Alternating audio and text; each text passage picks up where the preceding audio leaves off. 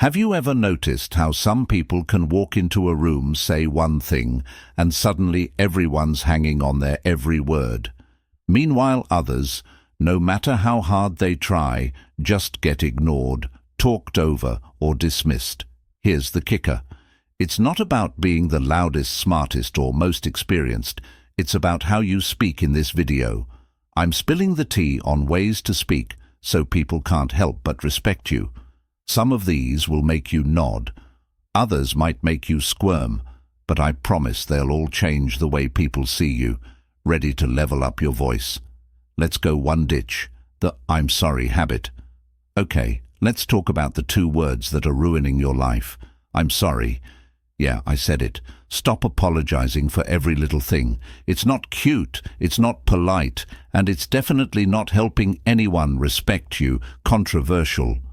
Sure, but let's break this down. When you apologize unnecessarily, you're not being polite, you're undermining yourself. It's like you're telling the world, hey, don't take me seriously, I'm already assuming I'm wrong.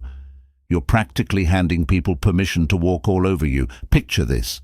You walk into a room and say, sorry, I'm late, even though you're only 2 minutes behind because traffic was a nightmare.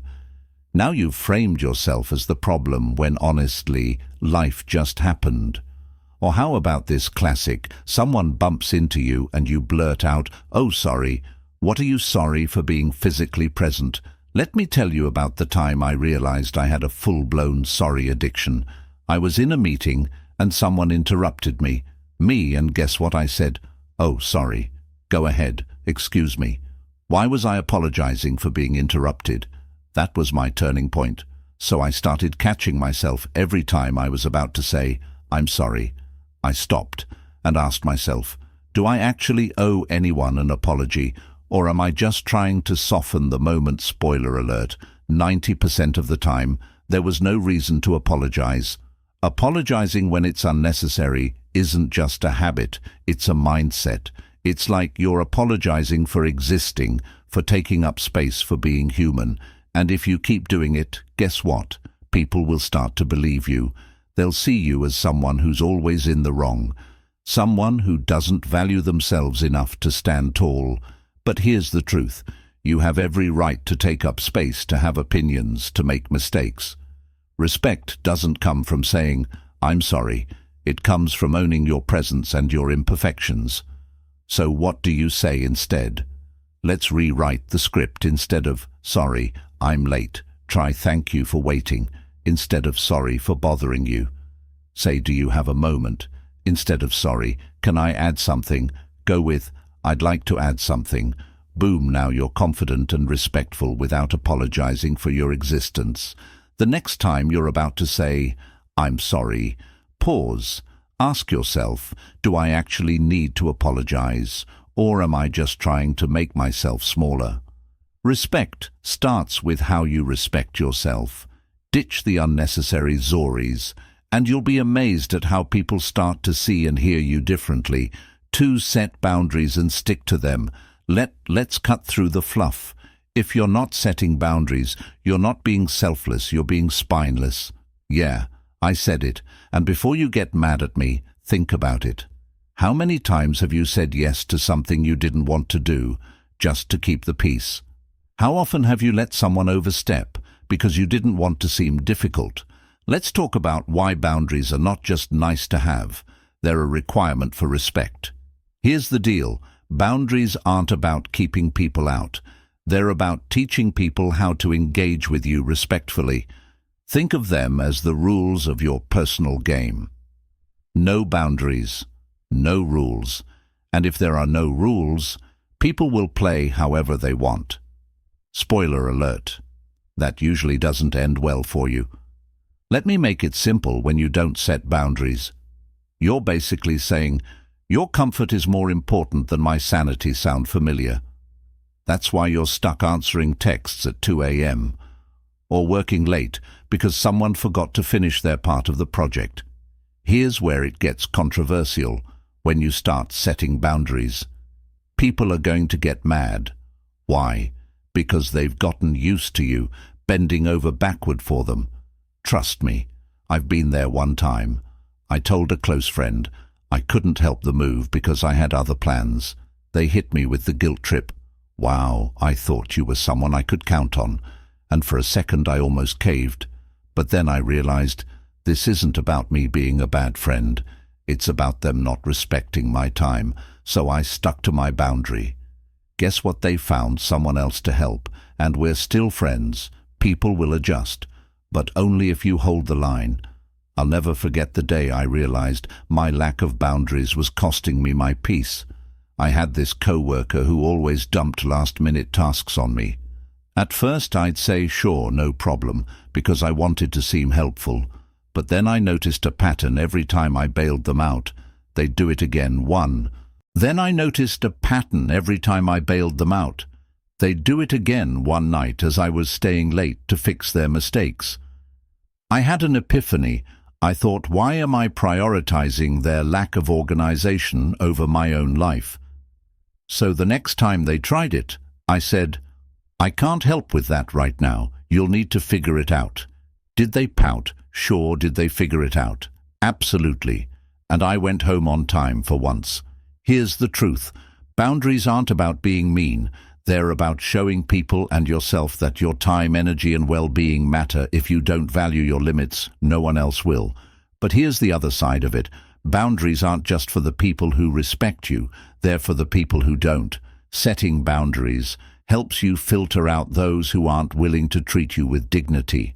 And that's not selfish. That's self-preservation. Here's a tip. Don't over-explain. For that is enough. No excuses. No apologies. And here's the key, stick to it. Because if you cave, you're teaching people that your boundaries are negotiable. Also, practice saying no to small things. It's like a muscle. The more you use it, the stronger it gets. Start with something low stakes, like turning down an invitation you're not excited about. Once you see that the world doesn't end, saying no gets easier. Look, setting boundaries isn't easy. It's uncomfortable and it's going to ruffle some feathers. But the alternative, living a life where everyone else's needs come before your own. And let me tell you from experience, that's a fast track to burnout and resentment.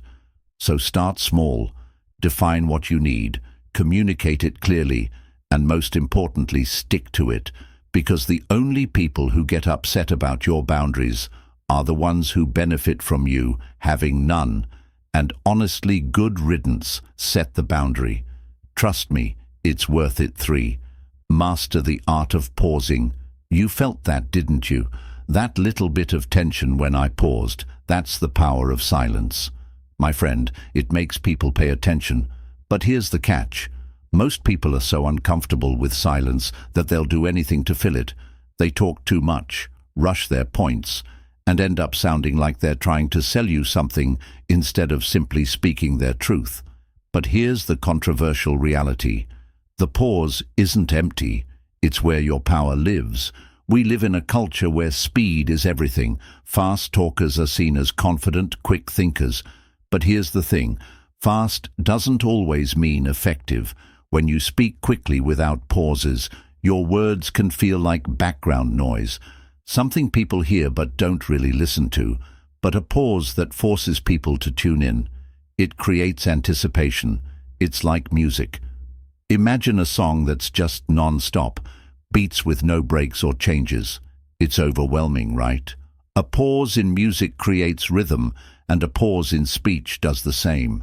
It's not about saying less. It's about making every word count. I wasn't always a fan of pausing. In fact, I was the worst at it back in the day. I thought I needed to prove myself with an endless stream of words, meetings, conversations, even dates. I was constantly filling the air, thinking silence would make me look unsure, and honestly, it didn't make me look smart or confident. It made me exhausting. One time I was pitching an idea at work. I was so caught up in explaining every detail but I didn't realize people had checked out halfway through. Afterward, my manager pulled me aside and said, "You've got great ideas, but you don't give people time to process them." Ouch. Right, that was my wake-up call. I realized I was doing all the work for my audience instead of trusting them to catch on when I started practicing pauses. It felt weird at first, like really weird. I'd say something, stop to let it land, and immediately want to jump in and explain myself. But over time, I noticed something amazing. People started paying more attention instead of zoning out. They were leaning in. They weren't just hearing me, they were listening. Here's the moment that really solidified it for me. I was giving a presentation, and I intentionally slowed down and added pauses. After key points afterwards, someone came up to me and said, "That was so impactful. I felt like every word mattered." That's when I knew I was on to something. It wasn't just about what I said, it was about how I said it. Here's the deeper lesson: pausing isn't just about speaking, it's about presence. It's about being so secure in what you're saying that you don't feel the need to fill every moment with noise. A pause says, "I trust my words to speak for themselves." It's a kind of confidence that's rare, and that's exactly why it commands respect. But it's not just about confidence. Ping teaches us patience. It forces us to slow down and let things sink in. And let's be honest, in a world that's always rushing, there's something powerful about someone who's willing to take their time. It shows they value their words and yours. Now let me address the critics, because I know you're out there. You're probably thinking, if I pause, people will think I'm lost or unsure. Let me flip that for you. Pausing doesn't make you look unsure. It makes you look deliberate. It tells people I'm thinking, I'm intentional, and I'm not afraid of a little silence. And if someone mistakes that for hesitation, that's their problem, not yours. The art of pausing isn't just about speech. It's about life. It's about knowing when to slow down, when to let things breathe, and when to let the silence speak louder than words. So the next time you're tempted to fill the gaps with chatter, resist trust. The poor lean into the discomfort, because when you master the pause, you don't just earn respect, you own the room. And honestly, that's the kind of power you deserve. See what I did there? Or use humor without turning into a clown. Humor is like hot sauce used, right? It elevates everything used wrong. It ruins the whole dish. And let me tell you, nothing makes people lose respect for you faster than when you cross the line from being funny to being a clown. I know that sounds harsh, but hey, someone's got to say it, so let's break it down. How do you use humor to win ECT instead of losing it first? Let's address the obvious. Humor is a fantastic tool. It breaks tension, builds connections, and can even make you look smarter. Yeah, studies back that up. But here's the controversial part. If you're not careful, humor can backfire hard. When you rely too much on jokes, especially self-deprecating ones, or if you're constantly playing the fool, people start seeing you as well a fool. And trust me, nobody respects a punchline that doesn't know when to quit. Here's where it gets real. I used to be that guy, the one who always had a joke ready. Even when the moment didn't call for it, I thought I was being charming. But in reality, I was undermining myself. I'll never forget this one time in a meeting. I cracked a joke about my own workload, something like, "Oh, I'm just here to make spreadsheets look pretty." Everyone laughed. But afterward, my manager pulled me aside and said, "You're too good at what you do to downplay yourself like that." That hit me. I realized that while humor was getting me attention, it wasn't always the kind of attention I wanted. Now, don't get me wrong. I'm not saying you need to turn into some ultra-serious robot. Humor is an incredible way to build rapport and lighten the mood. But here's the key. It has to serve a purpose. Are you using humor to connect with people, or are you using it to deflect, distract, or beg for approval? For example, self-deprecating humor can be great in moderation. It shows humility and relatability. But if you're constantly the butt of your own jokes, people might start to believe you. There's a fine line between laughing with people and giving them permission to laugh at you. Here's the deeper message. Humor is about timing, intent, and balance. When used thoughtfully, it's a sign of intelligence and confidence, but when it becomes a crutch, It's a sign of insecurity. And I know, because I've been there, there was a time in my life when I used humor to avoid difficult conversations. If someone gave me critical feedback, I'd crack a joke to deflect. If I felt uncomfortable in a serious discussion, I'd turn it into a laugh fest. And you know what happened? People stopped taking me seriously. I had to learn that respect doesn't come from being the funniest person in the room. It comes from knowing when to be serious and when to be light-hearted. The trick is finding that sweet spot. Humor should add to the conversation, not take away from it. It should make people feel connected, not distracted, and most importantly, it should reflect your confidence, not your insecurity. A well-timed joke can show that you're sharp and in control, but a constant barrage of jokes can make you look like you're trying too hard. And let's not forget, humor can be risky. Sarcasm, for example, can either make you look witty or make you look like a jerk. It all depends on how it lands. Dark humor, same deal. Know your audience and, for the love of all things good, read the room.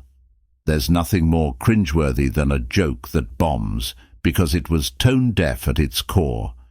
Humor is a form of communication, and like any other form of communication, it's a reflection of who you are.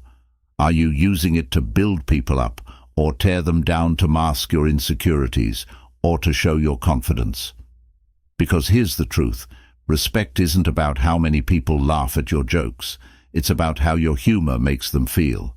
So the next time you're about to crack a joke, ask yourself, what's my intent? Am I using humor to connect, or am I hiding behind it?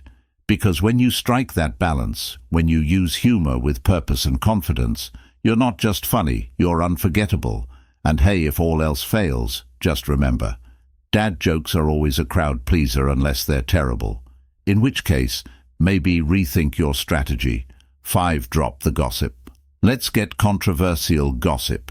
You know, that juicy little tidbit about Karen from accounting, or that thing your friend swore you wouldn't tell anyone. We've all done it, right? But here's the brutal truth. Gossip doesn't make you look interesting. It makes you look untrustworthy. And if you're the one spilling all the tea, guess what? No one's respecting you. They're just entertained until they realize they might be next on your list. Now, don't get me wrong, I get the appeal. Gossip is like social currency. It feels good in the moment, like you're part of some exclusive club. But here's the flip side. Every time you indulge in gossip, you're telling the people around you, I can't be trusted. It's not just about the person you're talking about. It's about you. And if people can't trust you, they can't respect you, period. I learned this the hard way. Let me tell you about the time I got burned by my own love of gossip. There was this colleague of mine, let's call him Dave. Dave was always showing up late, and one day I made an offhand comment to someone else about how he probably had an alarm clock that hated him. It was a joke, but it spread like wildfire before I knew it. People were adding their own bits to the story. Dave was lazy. Dave didn't care about his job. Dave was this and that. And guess who Dave found out? Started the whole thing. Mr. The worst part. Dave had a perfectly good reason for being late. He was taking care of his sick mom that moment. It hit me like a ton of bricks. My harmless gossip wasn't harmless at all. It was hurtful and, honestly, a little cruel. Here's the thing about gossip. It's never really about the person you're talking about. It's about you. Why are you sharing that story? Are you trying to feel superior? Trying to be interesting? Because if you're being honest with yourself, most gossip comes from a place of insecurity. It's like saying, hey, don't look at my flaw, look at theirs. But here's the harsh reality. When you gossip, people aren't thinking about the person you're trashing. They're questioning your integrity. And let's talk about the flip side. What happens when you don't gossip? When you're the person who refuses to engage in the drama, people notice. They start to see you as someone who can be trusted, someone who doesn't need to tear others down to feel good about themselves. That's the kind of person people respect. Let me tell you, when I started actively avoiding gossip, it changed everything. Instead of jumping into those, "Oh my God, did you hear about conversations?" I just say something neutral like, "I hope they're doing okay." At first, it felt weird, like I was missing out. But over time I noticed people started coming to me for advice. Instead of drama, they saw me as someone who could handle things maturely, not someone who would weaponize their secrets. Here's the deeper lesson. Gossip doesn't just hurt other people, it hurts you. It chips away at your credibility, your relationships, and even your self-respect. When you drop the gossip, you're making a statement: I'm better than this. I don't need to build myself up by tearing someone else down. That's where true respect comes from. And let's be real for a second. When you're known as that person who always has the gossip, you're also known as the person who can't keep their mouth shut. And you know what happens to those people. They don't get promoted, they don't get trusted with secrets, and worst of all, they're usually the ones left out when the real stuff goes down. So yeah, maybe ditch the gossip train. It's not going anywhere. Good. At the end of the day, you have to ask yourself, what kind of person do I want to be? Someone who spreads negativity and mistrust, or someone who lifts others up? Gossip feels good in the moment, sure, but respect, that's something that lasts. And respect doesn't come from spilling the tea. It comes from being the person who refuses to pour it. Besides Karen from accounting, she's probably just living her best life. Leave her alone. 6. Know when to stop talking.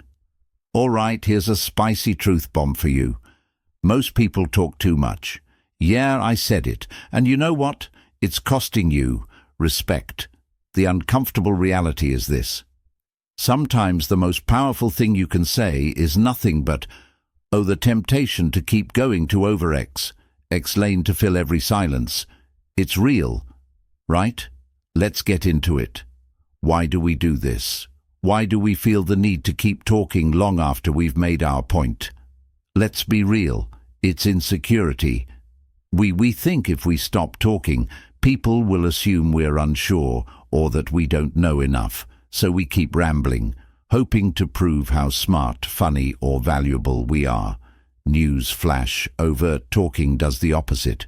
Instead of making you look impressive, it makes you look unsure. And dare I say it, a little desperate. Let me tell you about the time I learned this. The hard way.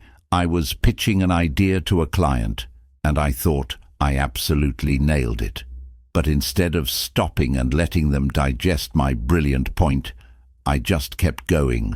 I rephrased my idea, added unnecessary details, and even tried to anticipate their questions before they could ask. By the end, they weren't nodding. They were looking confused after the meeting. My boss pulled me aside and said, "You had them in the first 30 seconds, but then you lost them. You need to learn when to stop talking." That hit me like a ton of bricks. I realized I wasn't giving people the space to process what I was saying. I was smothering my own message. And here's the controversial part. Sometimes the more you talk, the less people listen. It's like pouring water into a glass that's already full. It overflows and none of it sticks. Silence, on the other hand, silence commands attention. It gives your words weight. When you stop talking, you create space for others to think, to respond to, engage. That's where respect grows. Look, I know it's hard. Silence can feel awkward. You say something, and instead of a quick reaction, there's a pause, and your brain starts screaming, "Say something else, fill the gap." But here's the thing, that pause isn't your enemy, it's your ally.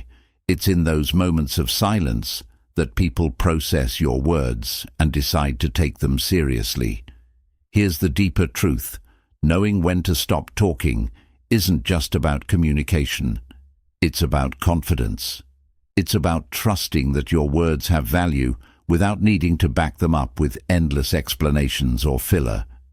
It's about being okay with the discomfort of silence, knowing that it speaks louder than noise ever could. And let me just say this, people remember the drop, not the ramble. Think about some of the most impactful speeches or moments in history. They weren't long-winded essays. They were sharp, concise, and deliberate. The power of knowing when to stop talking is like leaving a party at its peak. You leave people wanting more, not wishing you'd go home. I started practicing this in my personal life too, at family gatherings. I used to be the one who always had to fill the silences, cracking jokes or explaining my opinions at length. One day I decided to just stop. I said my piece, then let the conversation flow. You know what happened? People started noticing me more. They started asking for my thoughts instead of tuning me out halfway through. It was like I'd gone from background noise to a focal point, and all I did was talk less. So here's the takeaway. When you know when to stop talking, you show people that you trust your words to stand on their own. You give them the space to actually hear you, to respect you, to engage with what you're saying. And yeah, it takes practice. It takes a little courage to let silence do its thing. But when you master it, the impact is undeniable. And hey, if you're worried about leaving people hanging, don't be. You're not dropping the ball. You're giving them a chance to pick it up. So next time you're in a conversation, try this. Say what you mean.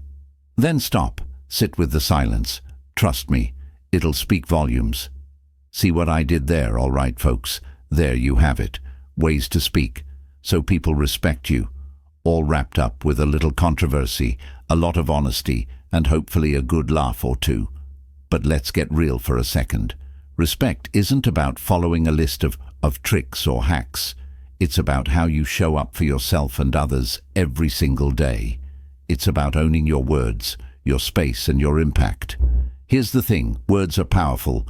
They can build bridges or burn them. They can make people feel seen, or they can make them feel small. And the way you speak doesn't just shape how others see you, it shapes how you see yourself. So whether it's ditching the unnecessary apologies, setting those boundaries, or mastering the art of pausing, remember, this respect starts with you. And hey, if any of this hit close to home, or if you're just here for the banter, don't keep it to yourself. Hit that like button, share this with someone who needs to hear it, and let me know in the comments, which one of these points are you going to try out first or better? Yet, what's your own secret to commanding respect in conversations? I want to hear from you. And of course, if you're not subscribed yet, what are you waiting for? Join the party. We're all about real talk, life hacks, and maybe the occasional bad joke. Until next time, keep showing up, keep speaking your truth, and most importantly, keep being unapologetically you. Unless you're gossiping, then stop that. All right? I'll see you in the next one. Peace.